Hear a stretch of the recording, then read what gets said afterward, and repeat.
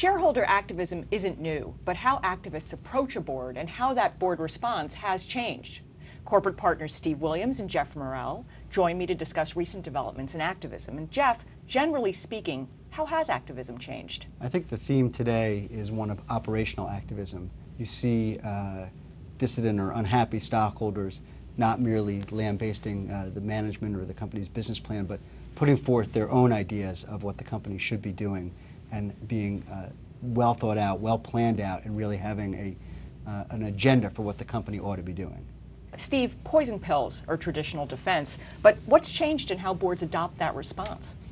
Well, the trend over the past several years of hostility to the traditional corporate defenses has only grown, and the poison pill of the old model of a long-standing poison pill that's put in place in peacetime and stays there has largely fallen victim to that. Today what you're seeing is a more tactical approach to pills. Companies are preparing them, putting them on the shelf, having them ready to go, and bringing them out when there's a direct threat. Whether that's an activist who files a 13D to let you know they're on the horizon, or perhaps having a transaction that they want to protect. What we're also seeing is more creativity over the last several years in how pills are developed than we saw probably in the previous 10 years. You're seeing more expansive concepts of what does it mean to own securities, what does it mean to be acting with another investor so that you have to be counted together for purposes of whether you trip the thresholds. And depending on what side you're on, this is either responding to expanding threats or trying to use the pill more as a mechanism to chill the work of activists so that people are more concerned with, if I have a conversation, if I have a phone call, if there's a chain in emails, am I suddenly going to lose all of my stock in a poison pill? Jeff, what about classified boards? Can they serve as an effective defense? I think so. I think it's one of those historical corporate governance mechanisms that helps a board remain in place, activists would say, because it takes more than one annual meeting to pull out the directors if you're seeking to effectuate change. In addition, in classified boards, directors can only be removed for cause, which is an awfully high bar and not one that you often see met. So a good example would be the recent Air Products, Air Gas takeover fight, where Air Products went to the first annual meeting, was able to get their slate elected. They tried to accelerate the second annual meeting in an effort to get control of the board more quickly, but at the end of the day, they weren't able to convince the Delaware Supreme Court that the second meeting should be pulled forward, and ultimately they ended up not succeeding in their campaign to take over Air Gas. And I think in part it was the just say no defense, but undoubtedly having a staggered board created a real impediment to Air Products' ability to be successful.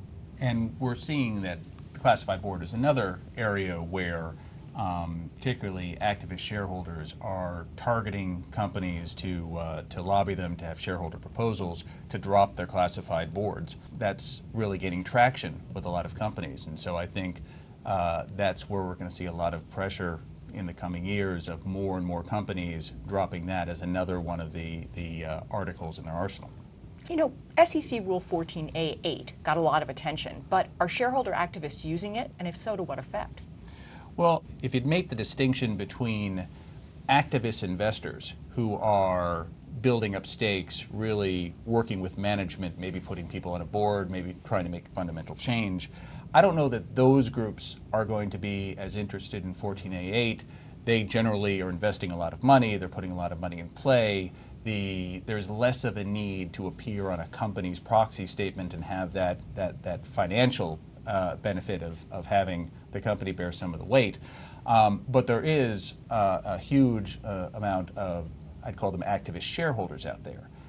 It's pension funds, it's unions, it's people who care about things like dropping classified boards or any number of other issues, and 14a-8 and the more recent proxy access, depending on how that shakes out, is going to become, you know, more and more of a useful tool for that group of shareholders. Yeah, to follow up on Steve's point, I mean, a dissident stockholder that's waging a proxy fight has generally invested enough money and is committed enough to the cause that they're willing to put out their own proxy materials, use their own proxy card to really drive home their message and take the fight all the way to the end and hopefully be successful. That being said, one of the rules that was adopted but ultimately struck down would have created a universal proxy card where you would have had both the company's nominees as well as the dissident nominees on a single proxy card, and somebody could go along and check the names that they wanted, which would certainly be easier from a voting perspective for people to figure out who they were voting for, as opposed to potentially voting on two different proxy cards. But that's not the way the world works right now. And that being said, it's not as though having multiple proxy cards has prevented dissidents from being successful in proxy fights. Steve Williams and Jeff Marell, thank you both very much. Pleasure. Thank you.